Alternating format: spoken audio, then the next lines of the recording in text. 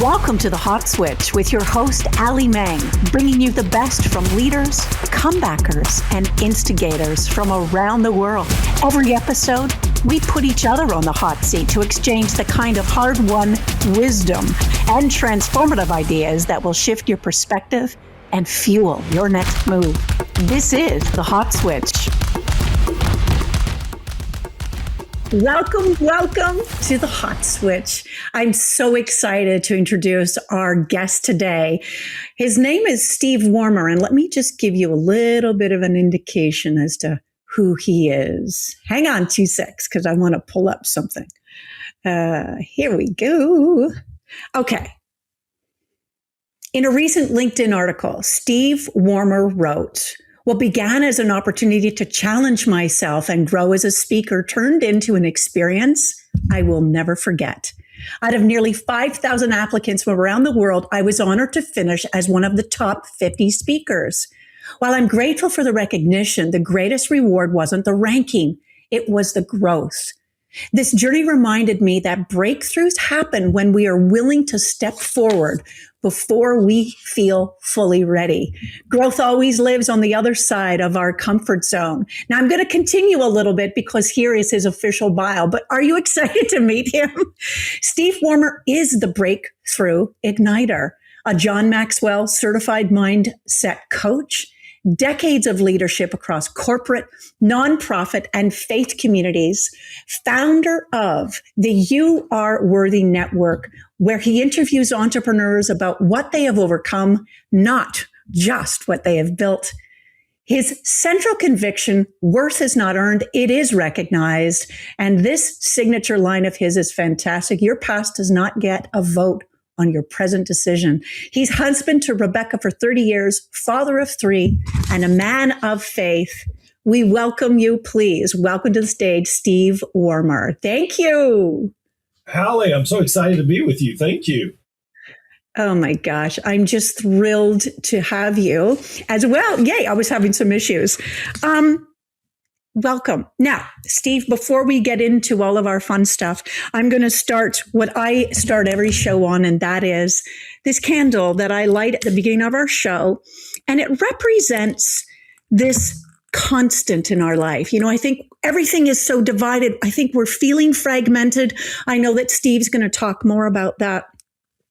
But this is to represent that wonderful things are taking place right now, no matter what. The sun is still shining. If you're having a bad day or there's some challenges that you just cannot seem to get through, let's just embrace each other today. Representative of this candle, we're going to keep it on for the entire show. So here's to you, and here's to knowing that wonderful things are taking place. Steve Warmer, we welcome you so much. I love that. I can't smell the aroma. I wish I was there to take it all in. Yeah, me too. I agree. I wish I had more of it. Now, listen, I want to get right to it because I love your line. Breakthrough happens when. Take us where you want to go with that opening line, because it is a brilliant opening line that you own. You know, there's so many places that I could go with that. I think breakthrough happens when you start saying yes more often to yourself. There's amazing things that happen on the other side of saying yes. Do you know, Alli, that the average person, by the time that they're 18 years old, has been told no, or a variation of no, 148,000 times. Wow. Are you kidding me? I'm pretty sure if I did the math, I think that's 22 times a day for 18 years. Somebody's probably checking me on that. I might be wrong. And some of it's meant for good, right? Don't touch the stove. Don't touch the electrical outlet. We get that. But 148,000 times, our brains have been programmed to know or to doubt or to hesitate. So there's going to take some breakthroughs just to break that simple subliminal habit. Wow.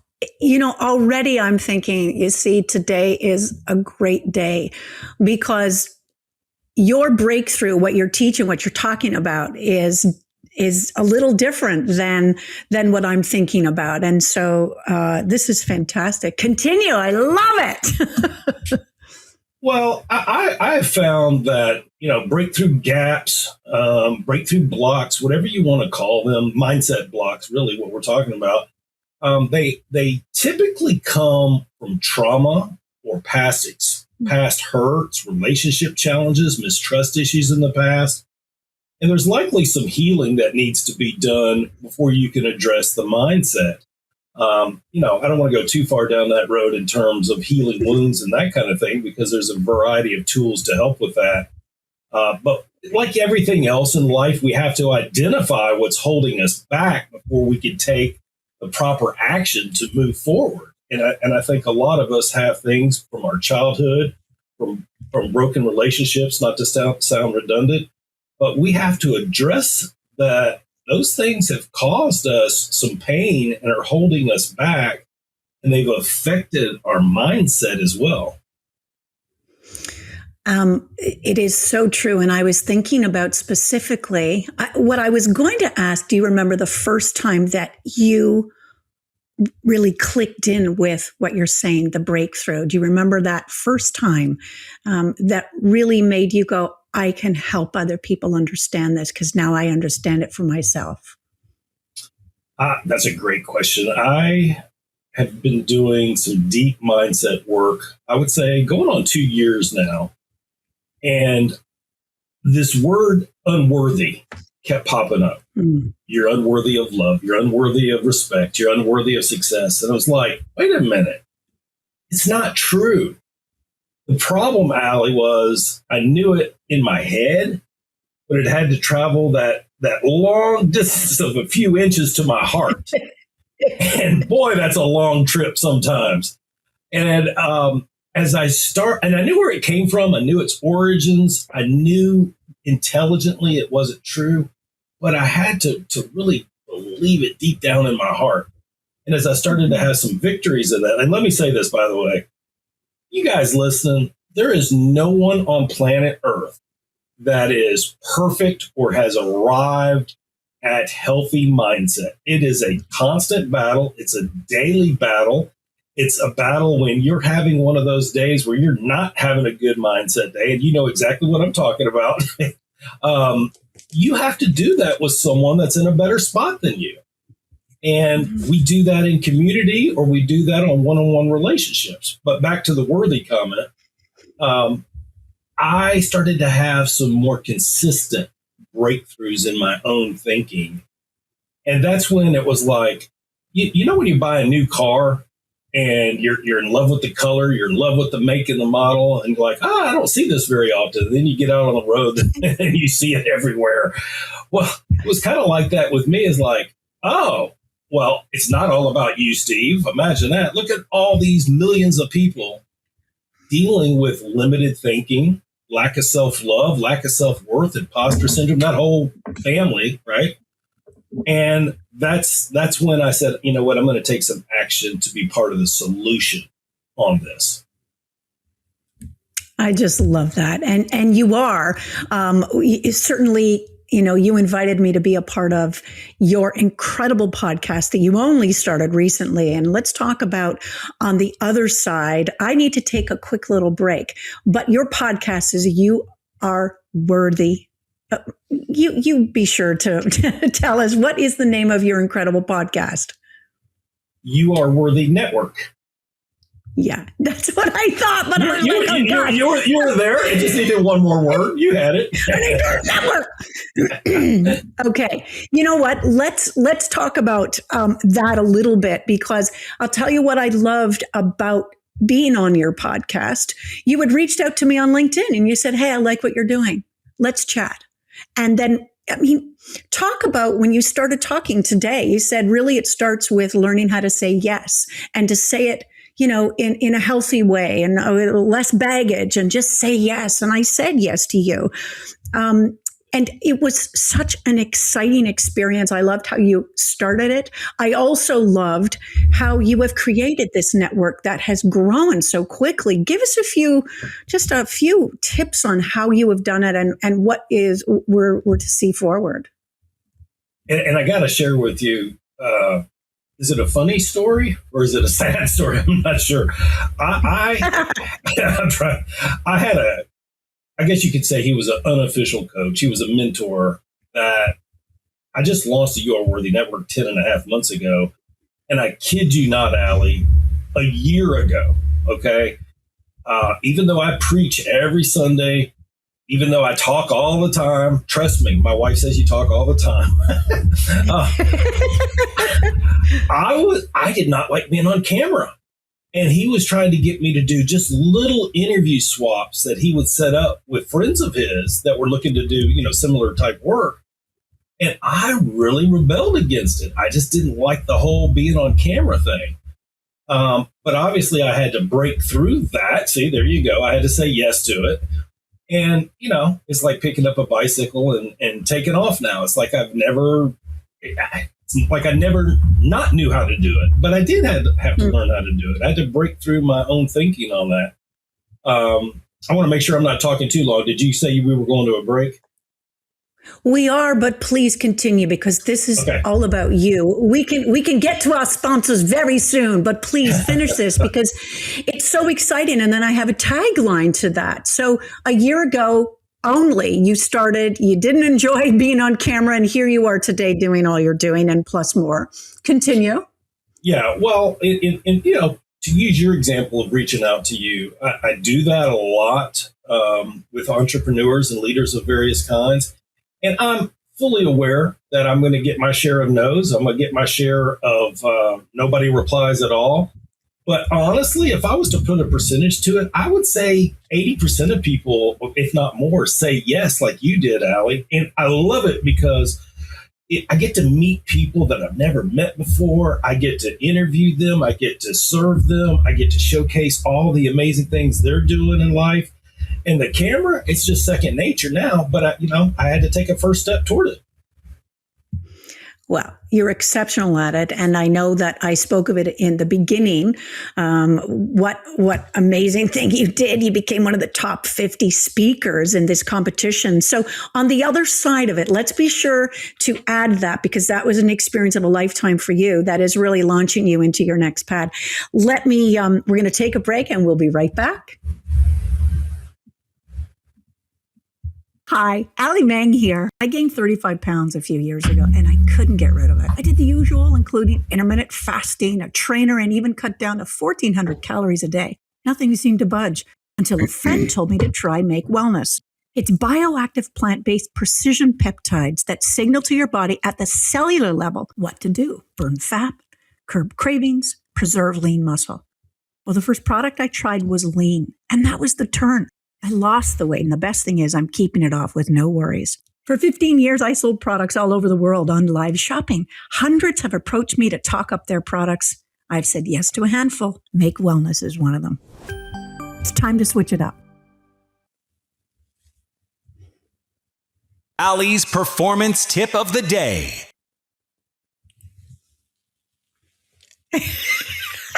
Okay, you all know that I love giving tips. Coming from the shopping channel, there's lots of things to do, and I love it. So this is my tip of the day for every female out there, and for the guys that are watching, you may just throw this tip out. I have 41 seconds left to do it. If you're looking for a lip color that will bring out the best colors in you without having to wear a whole lot of makeup and all that stuff, all I'm going to get you to do is squish the top of your finger right there so that it's like that, and then that is the color you match. So go to the makeup counter, wherever it is, and match it. And also that is your blush color.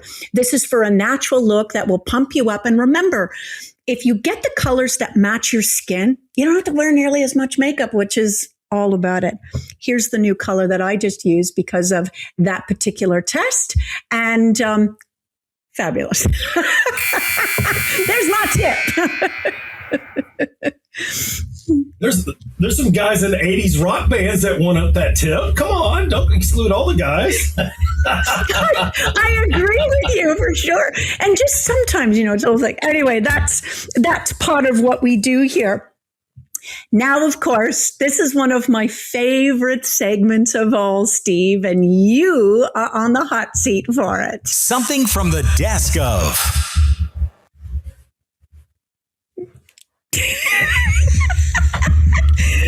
All right, something from the desk of Steve. Share, please. What's on your desk? I'm sorry, I didn't hear that question. What? Share something from the desk of Steve that you can share with us that's inspired you or makes you laugh, keeps you engaged, keeps you honest, whatever it is. You know what? We all go through tough times. We all go through challenging seasons in our life. I think it was Winston Churchill said that when you're going through hell, keep going. And I love that quote because you certainly don't want to stop. But I think my point in that is if you look at your life like a book, when you're in one of those really dark seasons or challenging seasons or things just aren't going your way, that is a chapter in your book. It's not the full story. And some of the best chapters of your life are still yet to be written or revealed, depending on how you look at it. So I know it's tough. Hang in there. Choose gratitude. There's something to be grateful for every single day and every single situation, no matter how tough it is. And be encouraged that on the other side, there's an amazing chapter still coming your way.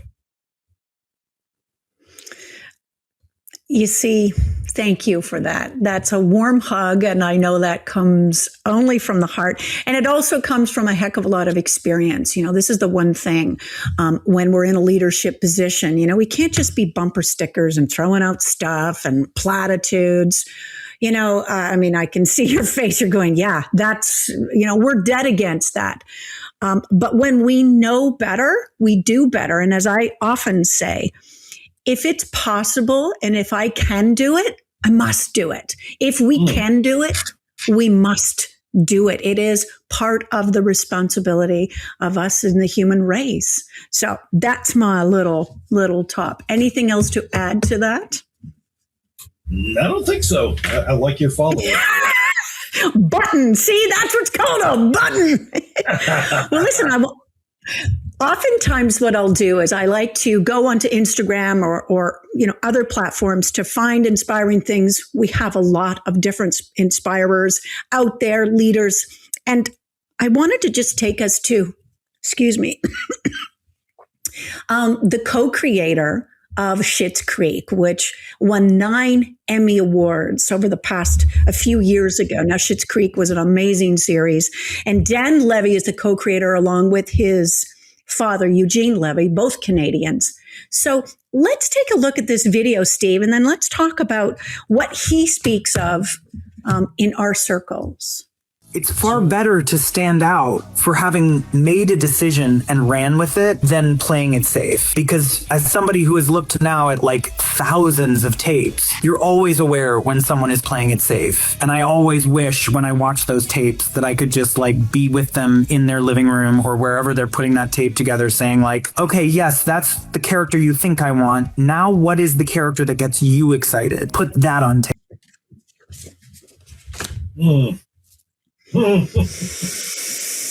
Yes, ma'am. You first, sir. You first. Yes, ma'am, indeed. Well, I resonated with that because I've done that a lot of my life, most of my life. I resonate with it because I'm talking with a dear friend that he's got a dream. He can see it. He can visualize it. But he's hesitant to make the decision that'll help him cross the bridge to the other side. So I think there's millions of people in that very situation that was described there. Yeah. And of course, Dan Levy is talking specifically about the acting business and coming from that world. We're so desperate to get the job that we come in, whether we need to pay a bill, put fuel in our car. I mean, it gets to be at this base level at many a times. And that's obviously not in the acting community, but when 99.9% of actors in North America certainly are unemployed, and there are very small opportunities. It's a tough business to get into. And, anyway, so, his point is so well taken. And it takes a lot of courage and it takes a ton of vulnerability to go, okay, as much as I think I know what they want me to do, as much as I know they want purple hair, I do not have purple hair.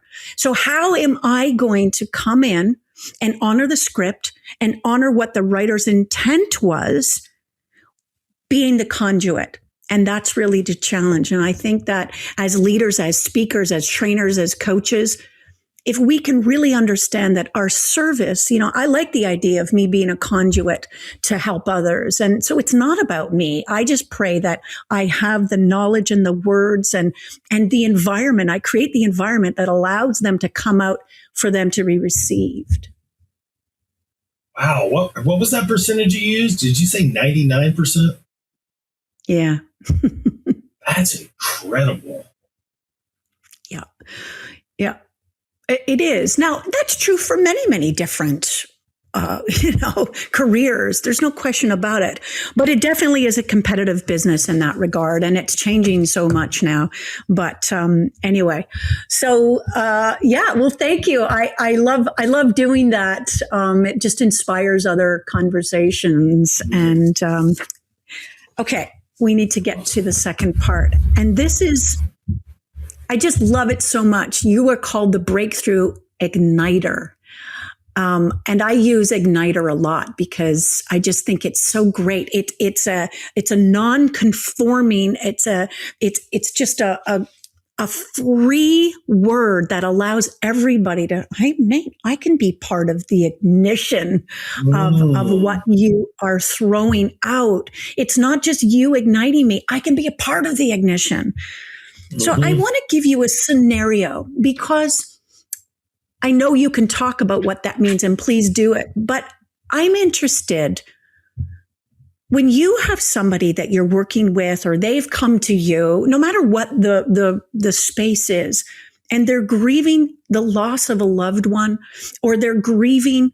And I use grief very specifically because I think it is so much of what we are dealing with so much change happening and feeling out of control.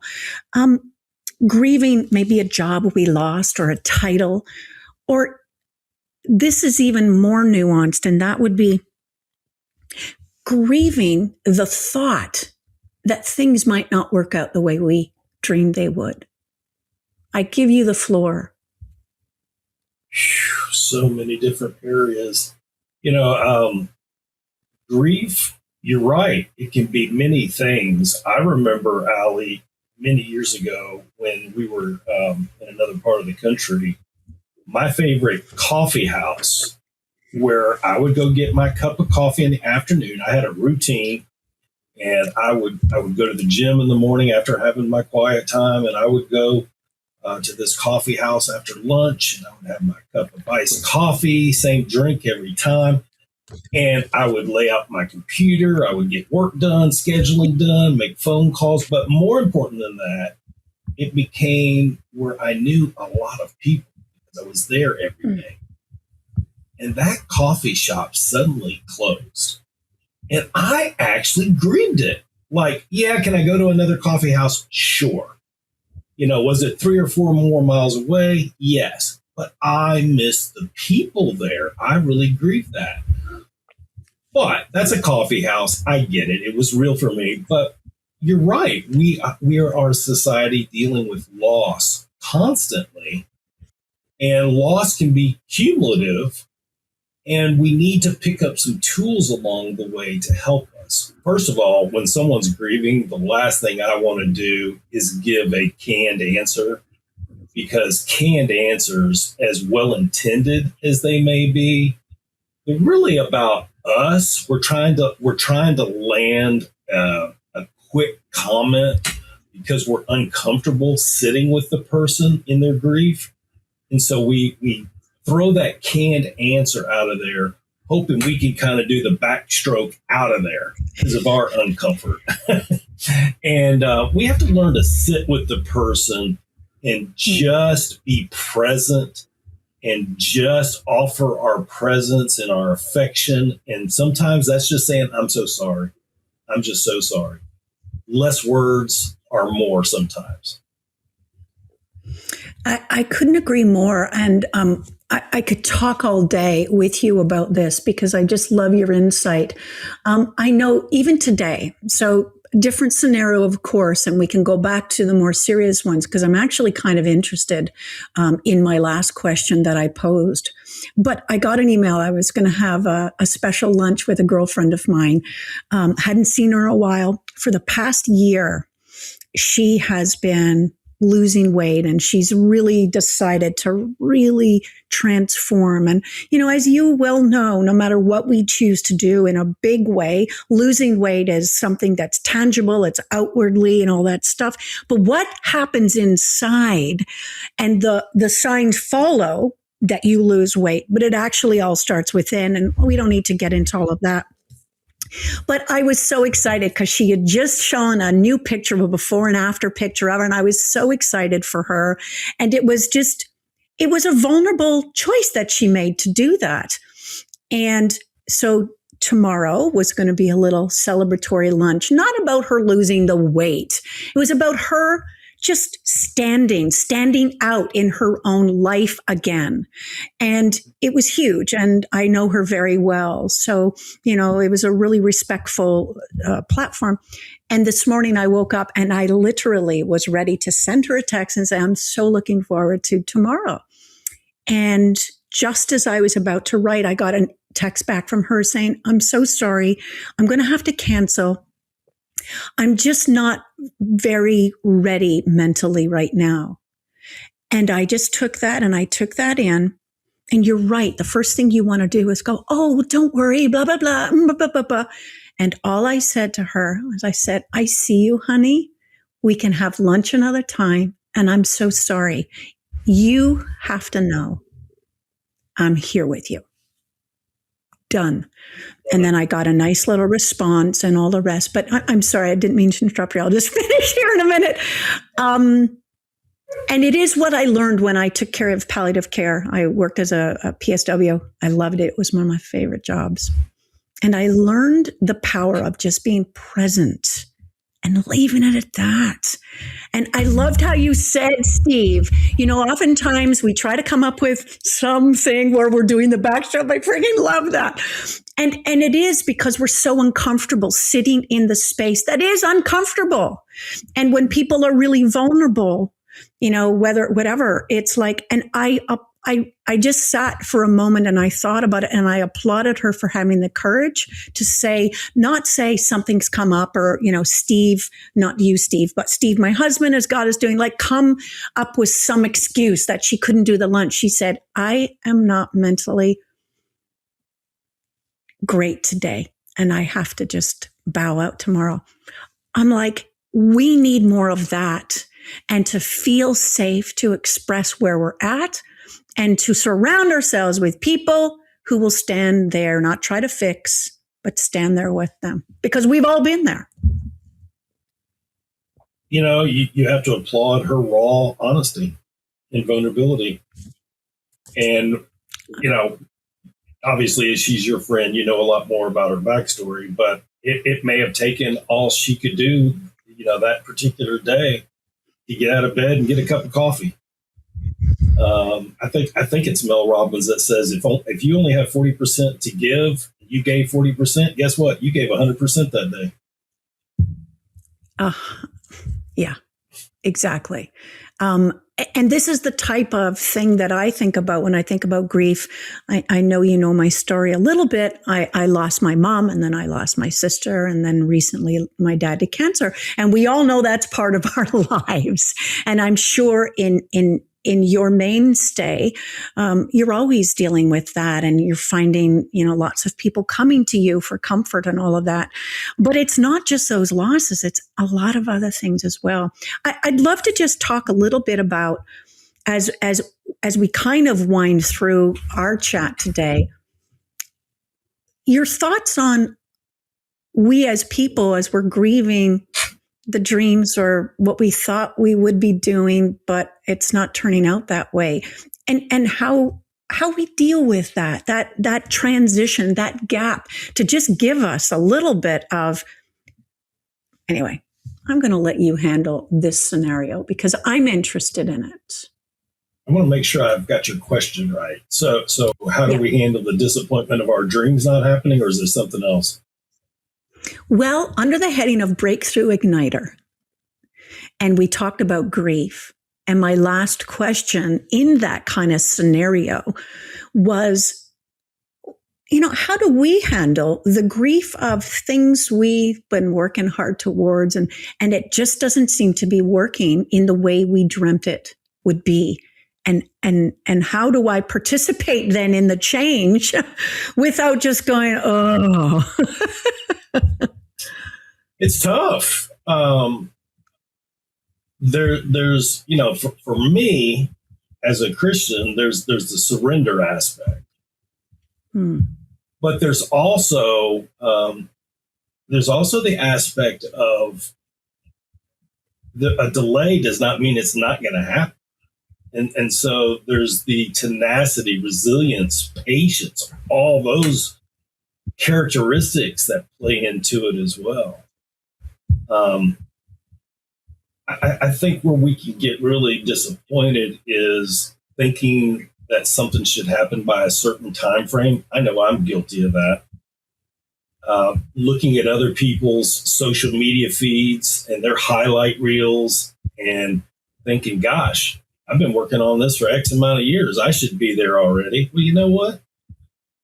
The better choice is celebrate their victories and keep working on who I'm going to be. Maybe my character is being developed in this trial.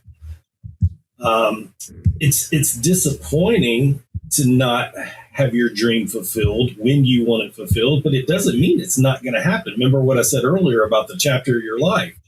That next chapter, if you just persevere and hang on, that next chapter may bring the dream that you've been working so hard for. I kind of equate it to a boxer. Boxers go through, back in my day, it was 15 rounds. Now I guess it's 12 rounds. You don't flourish in all 12 rounds. There's times when your opponent is getting the better of you. And sometimes you just got to put your gloves up and put the defensive posture and protect yourself and survive that round to fight another day. But it doesn't mean your dream won't happen before that battle's over. I hope that makes sense. Oh boy, does it ever. Bingo, bingo, bingo, bingo for sure on that. And just to put it, I'm sure you know this. Surrender, I think, is a great word. It's actually part of my recent book that I'm just finishing up called Signal or Sentence, How to Surrender to Win.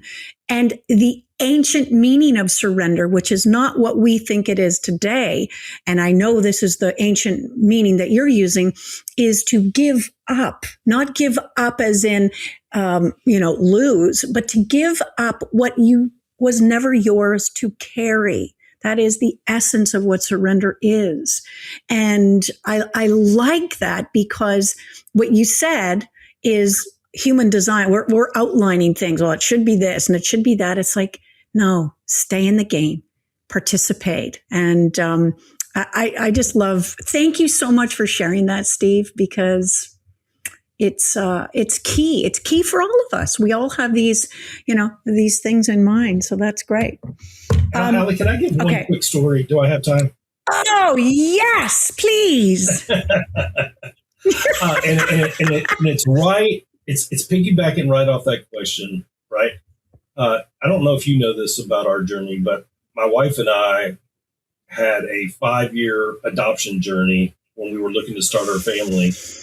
And we had 5 miscarriages in 6 years. Then fast forward a few years later, we started this adoption journey, and we had 6 failed adoptions in 5 years. Our adoption agency parted ways with us going into year 5. And this whole time, we're praying for one child. I think I'm 42, she's 40. And here's the point I want to make about dreams and surrender and all that we just talked about. The Lord out of nowhere, with no adoption agency, gave us 3 at one time. I kid you not, 3 kids at one time. So sometimes what our plan is, like we want to achieve it and it's a loss when it doesn't happen. Sometimes there's a better plan out there that we know nothing about.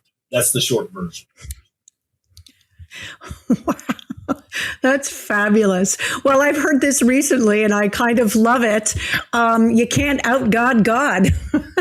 I mean, do your thing. Do your thing. Do as much as you can. Keep yourself in the middle. Keep yourself in the play. Even if the ball never comes to you, if you're in the soccer field or in your outfield, whatever that is, you can come up with images that suit your interest. And even if you need to, what I often call creative stall, where you're just sort of kind of numb for whatever reason, it doesn't matter. The reason is the season. The reason is where you're at the moment. Still be your best friend. I think that's one of the best things that I've ever learned. Learn how to be your best friend and how to talk to yourself and giggle at yourself and just say, hey, it's going to be okay. And sometimes we even need a slap on the old head. That cold glass of water to go, hey, it's not that bad. Anyway, that's great. Steve, I love how you just are ready to respond to everything because you live it every single day. I have staff meetings in my head all the time.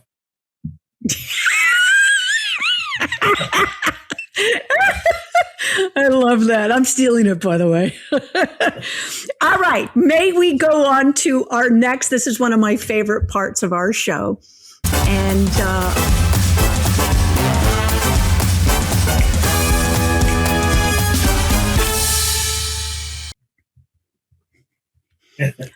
do you love our production or what? Like I just love music, Victor's. Yeah. I just love it. It's still early here, but I was ready to dance.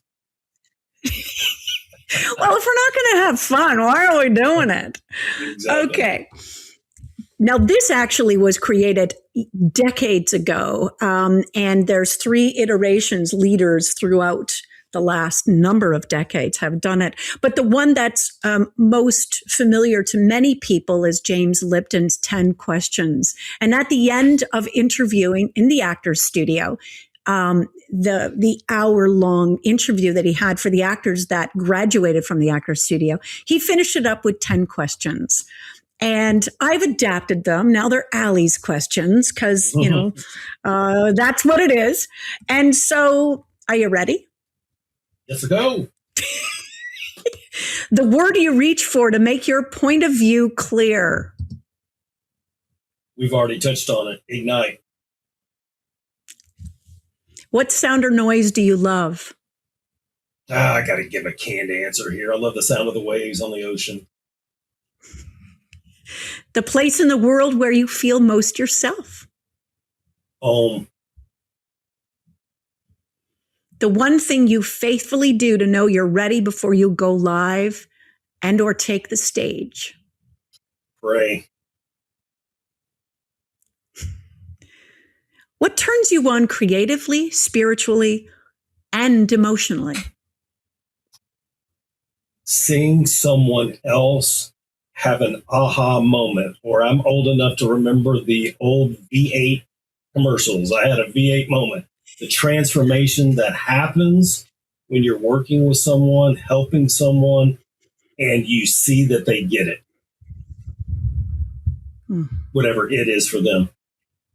Mm-hmm.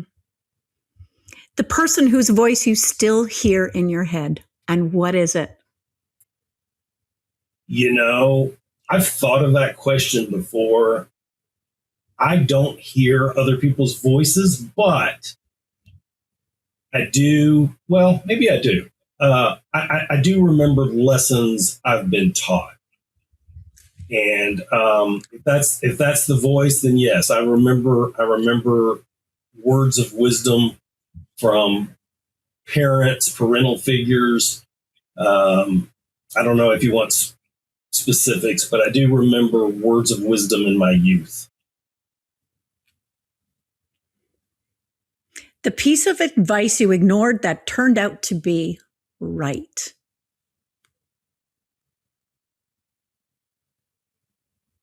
piece of advice.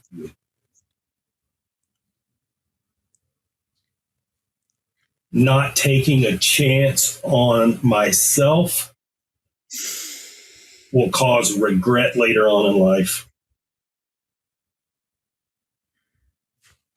That's a good one. The chapter you have not yet written. Thousands of people waiting to be helped that I get to have a front row ticket to watch that aha moment that we just talked about a minute ago. Wow. Your favorite quote?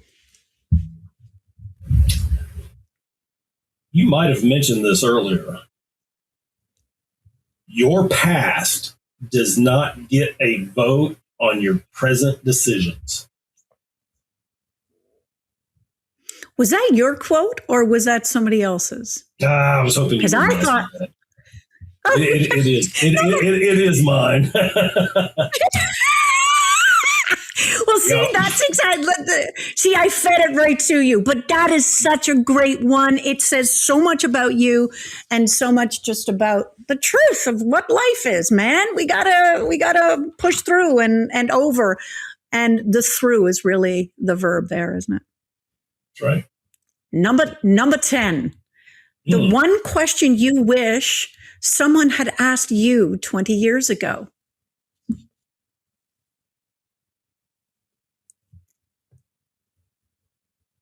What would you attempt to do if you could get out of your own head?